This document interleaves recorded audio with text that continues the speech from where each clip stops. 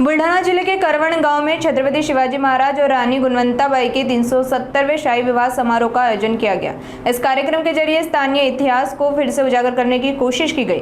कार्यक्रम में मंत्री शिवेंद्र सिंह राजे भोसले, विधायक, कई अधिकारी व भारी मात्रा में नागरिकों की मौजूदगी रही। इसी पृष्ठभूमि पर मीडिया से बातचीत के दौरान मंत्री शिवेंद्र सिंह राजे भोसले ने शहरवासियों को रानी गुणवंताबाई के स्मारक निर्माण का आश्वासन दिया।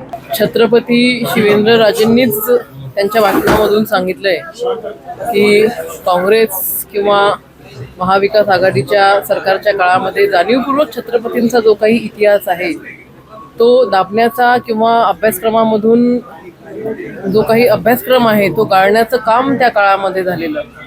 आणि आज महायुती सरकारच्या काळामध्ये छत्रपतींचा जो काही जुना वारसा असेल किंवा ज्या ठेवी असतील त्यांना उजाळा देण्याचं काम हे महाराष्ट्रभर त्या ठिकाणी चालू आहे।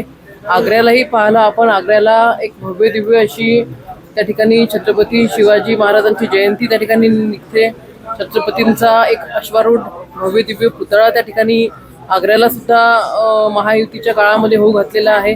आणि त्याच पद्धतीने आज आपण बघतोय की हे जे चिखली तालुक्यातलं करवण शहर आहे, करवण गाव आहे, या करवण गावाची ओळख ही 52 बुर्जी गाव म्हणून त्या ठिकाणी ओळख होती। आणि इथलं जे इंगळे घराणं आहे त्या इंगळे घराण्याचा थेट संबंध हा छत्रपतींसोबत होता।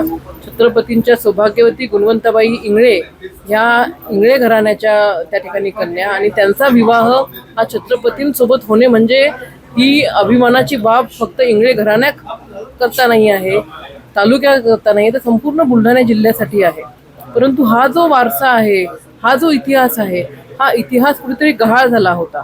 आज महायुती सरकारच्या काळामध्ये या इतिहासाला उजाळा मिळालेला आहे आणि मला खात्री आहे की आजचा हा सोहळा हा पहिल्यांदा झालेला आहे। खरं तर या सोहळ्याची खरी उंची वाढली जेव्हा छत्रपती शिवेंद्रराजे भोसले यांनी या कार्यक्रमाला ते आले, त्यांच्या शुभ हस्ते आजच्या कार्यक्रमाचं उद्घाटन झालं आणि एक वेगळ्या उंचीला हा कार्यक्रम त्या ठिकाणी आपण गेलेला पाहिलं।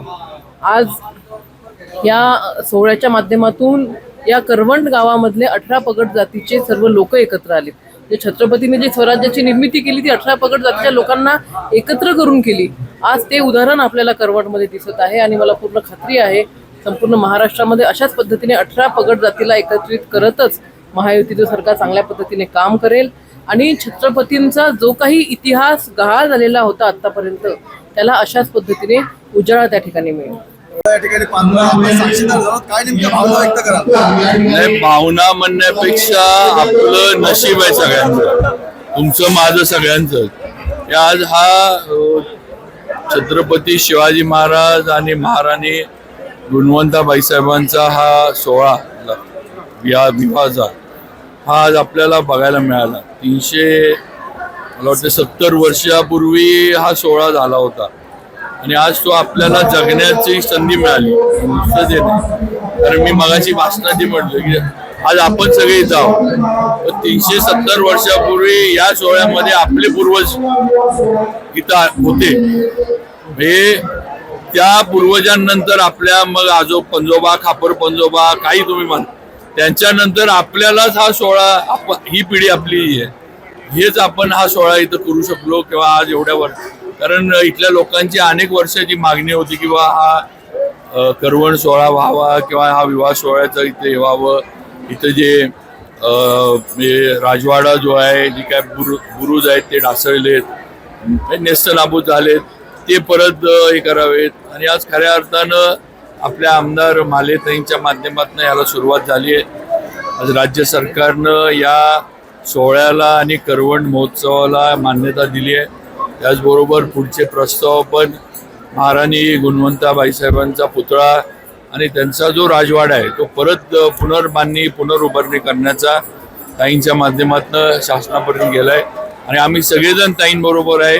मुख्यमंत्री देवेंद्रजींना पण आम्ही जाऊन विनंती करू किंवा ह्याला भरघोस निधी द्यावा आणि लोकांच्या अपेक्षा ज्या स्वराज्यातल्या महाराणी होत्या, हे गुणवंताबाई साहेब या म्हणजे छत्रपतींच्या जरी लग्न झालं असलं तरी त्या स्वराज्याच्या महाराणी होत्या, लक्षात घ्या। त्या नुसत्या राणी नव्हत्या, त्या स्वराज्याच्या महाराणी होत्या। व त्यांच्या नावाला त्यांच्या सगळ्याला साधलं असं स्मारक इथं शासनाच्या माध्यमातून उभं केलं.